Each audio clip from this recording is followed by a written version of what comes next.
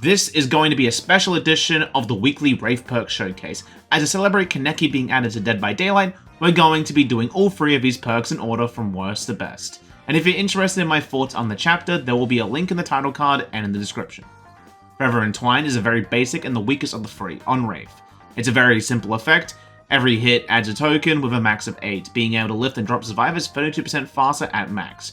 It's a very unique effect, messing up with survivors' timings and if they go for Sabo plays. You can get potentially free hits, but other than that, it's not really got much going for it, acting more like a passive perk. But at the same time, the value is so specific that it's quite literally gimmicky at most. Having the best value with Fired Up, but I say give it a shot if you like it or not. Who knows?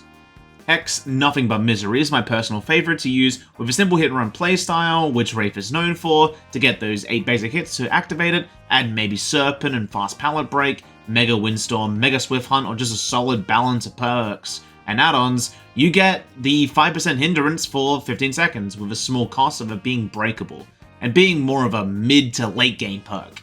There's ways to counter it, being broken of course, Undying and using Wraith's speed to hold down areas, but it depends on how you want to run it, and Undying still being active can be broken prior, and that's why I think it's best to add Rapid Brutality, and the new and improved Knockout, and you're basically a speed demon. I recommend trying it out, it's a ton of fun on all these sorts of random builds you can make.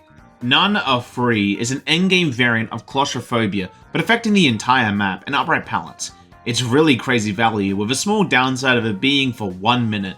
It's pretty solid value on Wraith, being a great support perk like No Way Out.